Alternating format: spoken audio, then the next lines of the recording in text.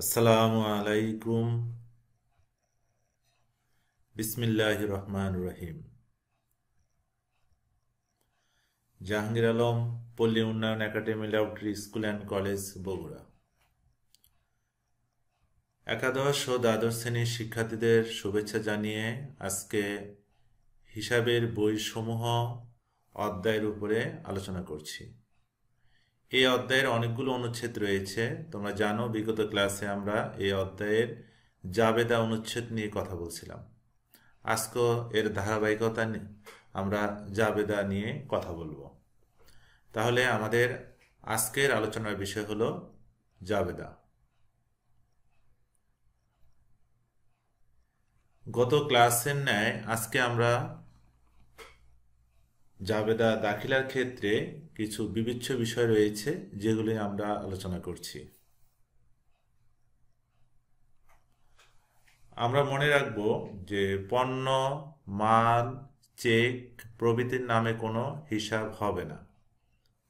যেমন পণ্য বিক্রয়, এখানে পণ্যের নামে কোনো হিসাব হবে না। আমরা যদি এর জাবেদা করি, তোমরা জাবেদা জানো, এক পক্ষ ডেবিট আর এক পক্ষ ক্রেডিট।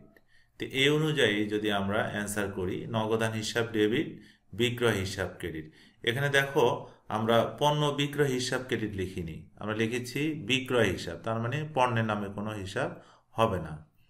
আমরা যদি আরেকটি উদাহরণ দেখি, পণ্য ক্রয় বাবদ চেক প্রদান, তাহলে এখানেও আমাদের পণ্যের নামে কোনো হিসাব হবে না। আমরা এর দুটি পক্ষ দেখব, ক্রয় হিসাব ডেবিট এবং ব্যাংক হিসাব ক্রেডিট।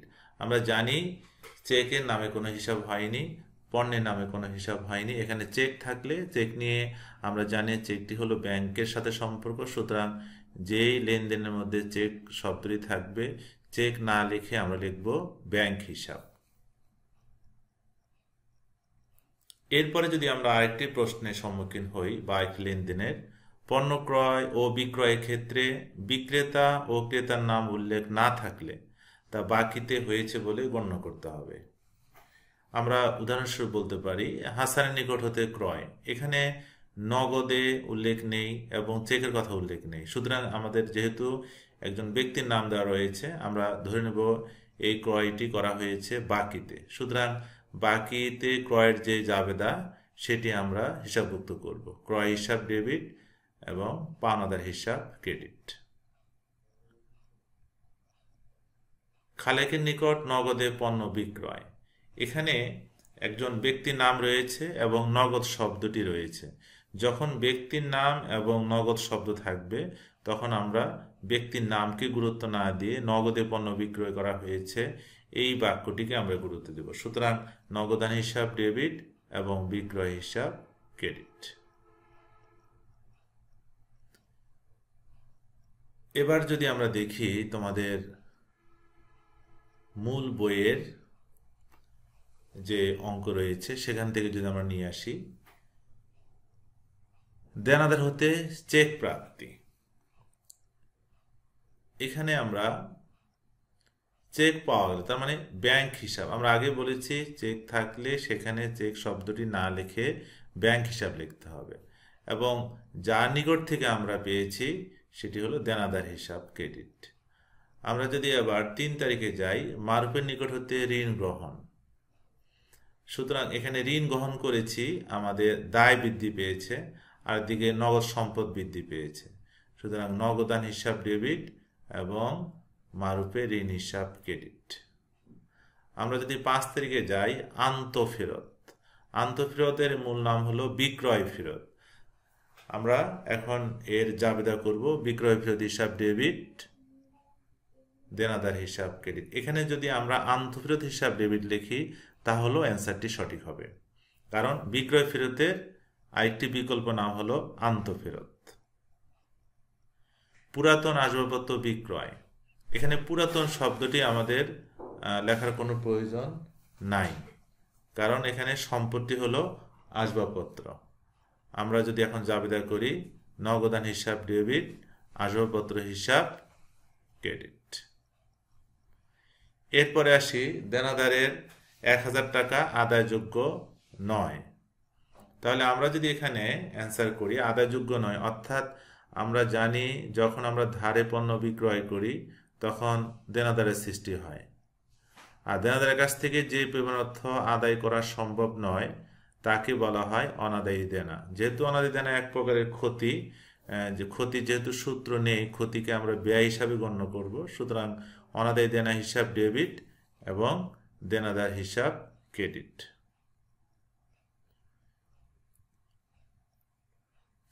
এরপরে যদি আমরা যাই 12 তারিখে, ব্যাংক কর্তৃক প্রদেয় বিল অর্থ পরিশোধ। প্রদেয় বিল মানে হলো যে বিলটি আমাকে প্রদান করতে হবে বা পরিশোধ করতে হবে। তা আমরা বিলের অর্থ পরিশোধ করেছি ব্যাংকের মাধ্যমে, সুতরাং আমরা যদি প্রশ্ন করি এই লেনদেনকে যে কি পরিশোধ করেছি, প্রদেয় বিল, সুতরাং প্রদেয় বিল হিসাব ডেবিট এবং ব্যাংক হিসাব ক্রেডিট।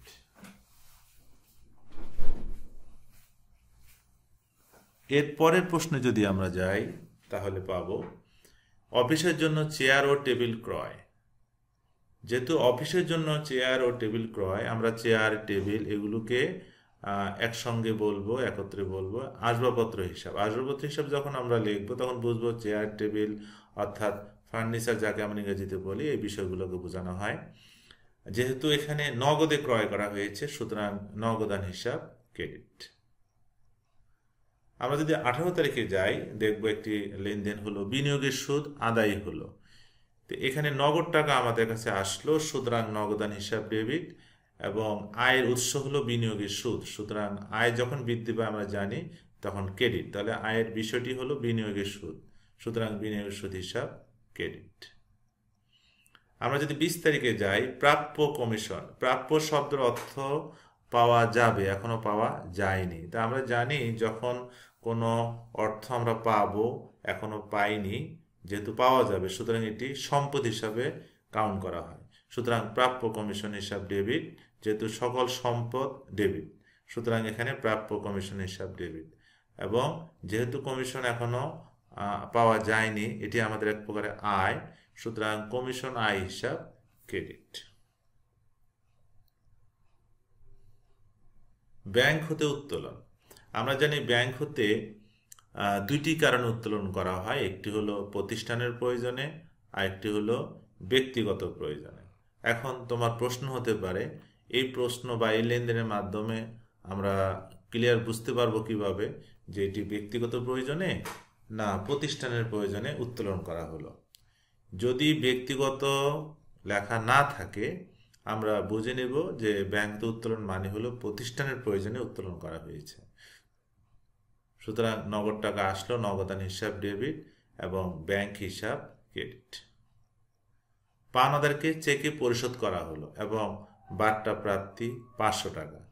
যেহেতু পাওনাদারকে আমরা পরিশোধ করেছি, পাওনাদার আমাদের জন্য দায়, সুতরাং দায় যখন আমাদের হ্রাস পাবে তখন আমাদের ডেবিট হবে, সুতরাং পাওনাদার হিসাব আমাদের ডেবিট।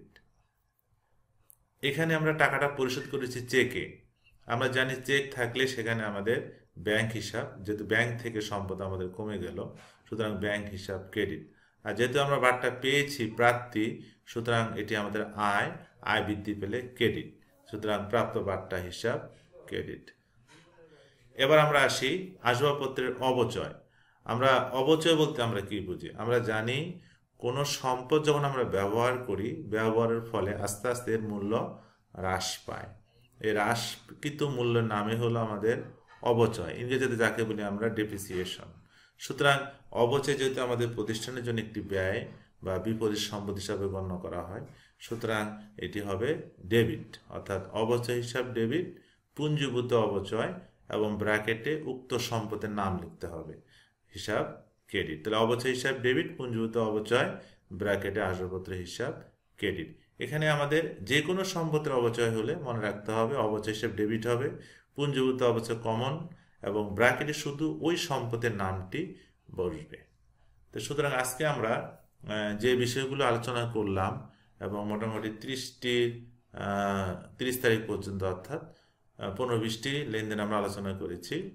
সুতরাং তোমরা এই লেনদেনগুলো বাসায় অনুশীলন করবে এবং আমাদের ওয়েবসাইটে যে শীট দেওয়া হয়েছে এই শীটগুলো তোমরা সংগ্রহ করে বাসা অনুসরণ করবে। আমরা আগামী ক্লাসে আরও নতুন কিছু লেনদেন নিয়ে তোমাদের সামনে উপস্থিত হব। সবাই ভালো থাকো, সুস্থ থাকো, এই কামনা আজকে সবাইকে ধন্যবাদ দিয়ে শেষ করছি। আল্লাহ হাফেজ।